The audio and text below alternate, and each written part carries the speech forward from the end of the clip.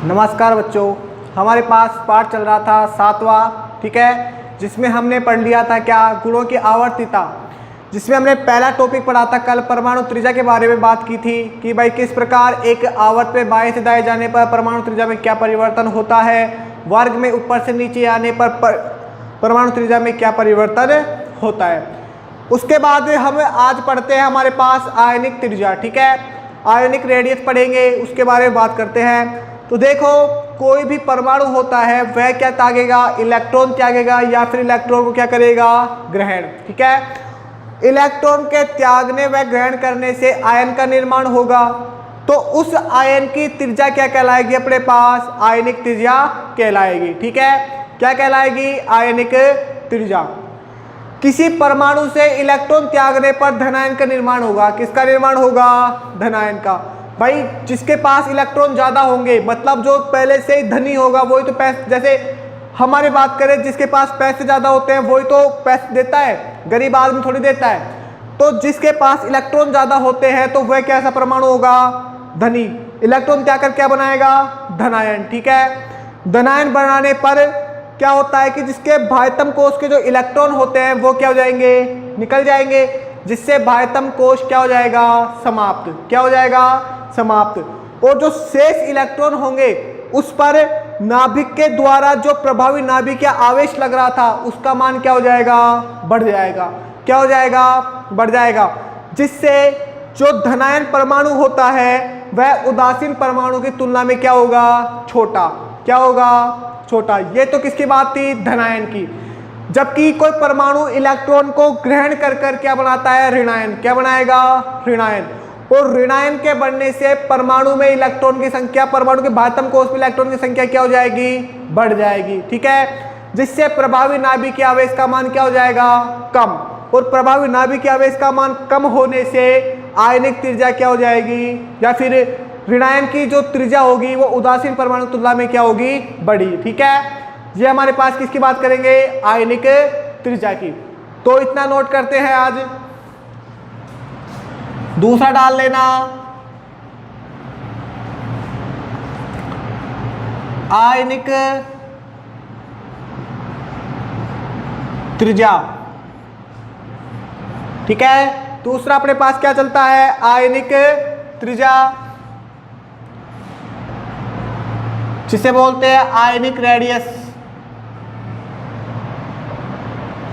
देखो इसमें लिखो, परमाणु इलेक्ट्रॉन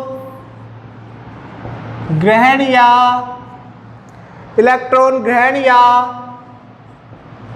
त्याग कर आयन बनाता है। इलेक्ट्रॉन ग्रहण या त्याग कर क्या बनाएगा, आयन बनाता है। इस आयन की त्रिज्या,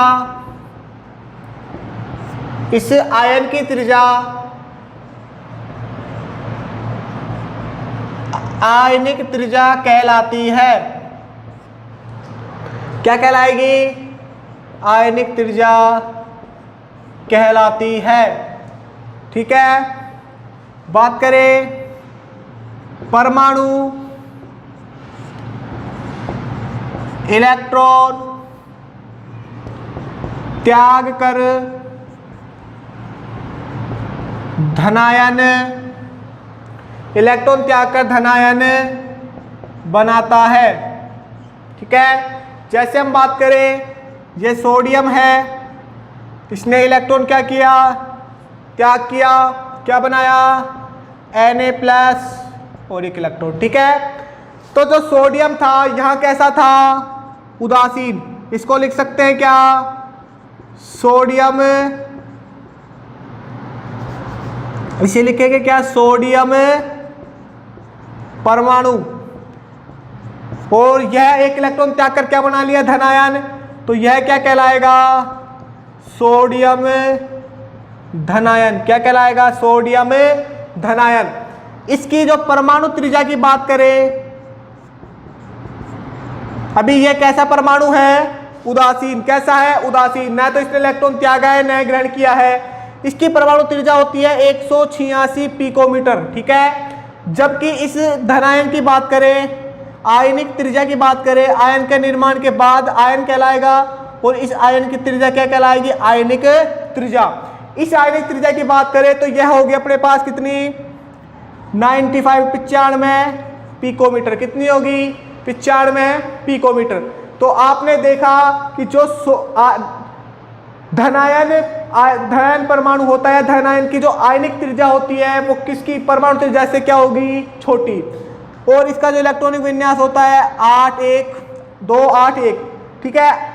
जो इसका जो महत्तम कोष होता है उसमें कितने इलेक्ट्रॉन होंगे? 1, ठीक है। और इसका होगा क्या? 28। एक इलेक्ट्रॉन त्याग दिया और एक इलेक्ट्रॉन इसके पास निकल गए तो कितने बच गए? केवल 10 इलेक्ट्रॉन, ठीक है। इस प्रकार ये क्या था? धनायन का। इसमें आगे लिखो, ये नोट कर लिया होगा। देखो,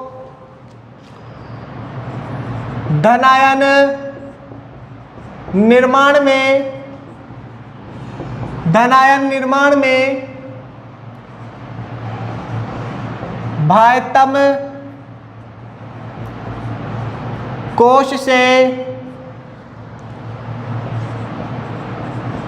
इलेक्ट्रॉन निकलने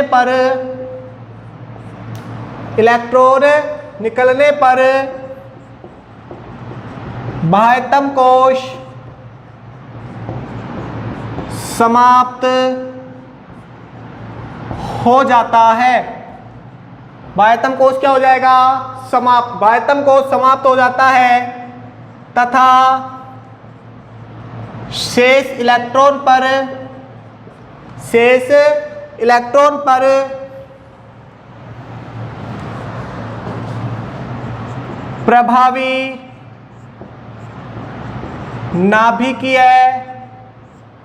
प्रभावी नाभिकीय आवेश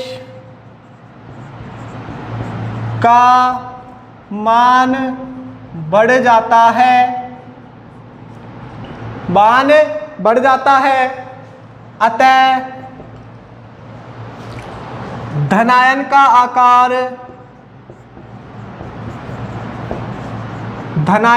आकार उदासीन परमाणु से छोटा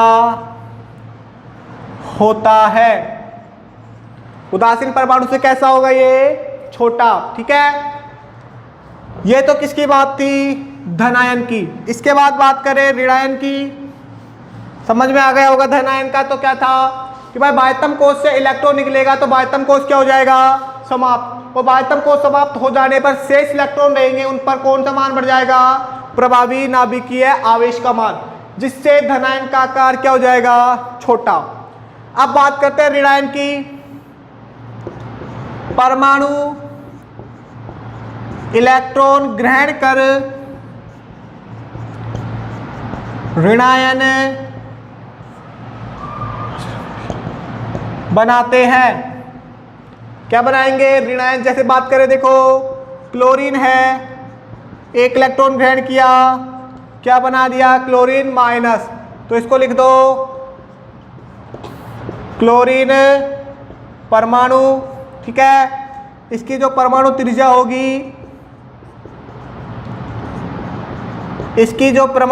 होगी, अपने पास वो होगी 99 पिकोमीटर। और इसका जो इलेक्ट्रॉनिक विन्यास होगा वो होगा 287, ठीक है। और यह कहलाएगा अपने पास क्या? क्लोरीन ऋणायन, ठीक है। अब आयन बन गया तो इसकी आयनिक त्रिज्या होगी, वो होगी अपने पास कितनी? 181 पिकोमीटर। इसका इलेक्ट्रॉनिक विन्यास होगा 288। देखो, इसको अष्टक पूर्ण करने के लिए एक इलेक्ट्रॉन की आवश्यकता थी, इसलिए इसने एक इलेक्ट्रॉन लिया और बाह्यतम कोश में कितने इलेक्ट्रॉन हो गए? 8, ठीक है। और किसका निर्माण हुआ? क्लोरीन ऋणायन का। जबकि परमाणु त्रिज्या 99 थी, आयनिक त्रिज्या 181 है। तो आप देखो ऋणायन का जो आकार होगा वो उदासीन परमाणु की तुलना में क्या होगा? बड़ा, ठीक है। इसको नोट कर लेते हैं।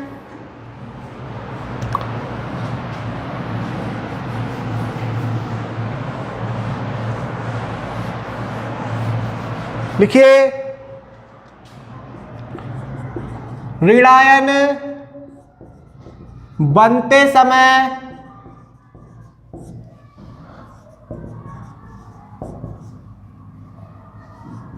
बाह्यतम कोश में इलेक्ट्रॉन की संख्या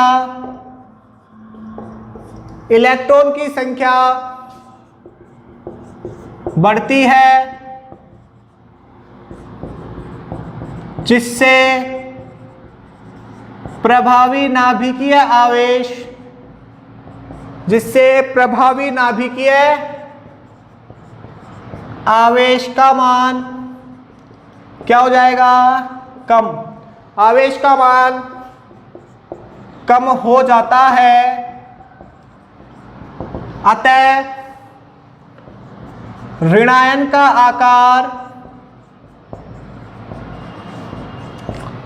आकार उदासीन परमाणु से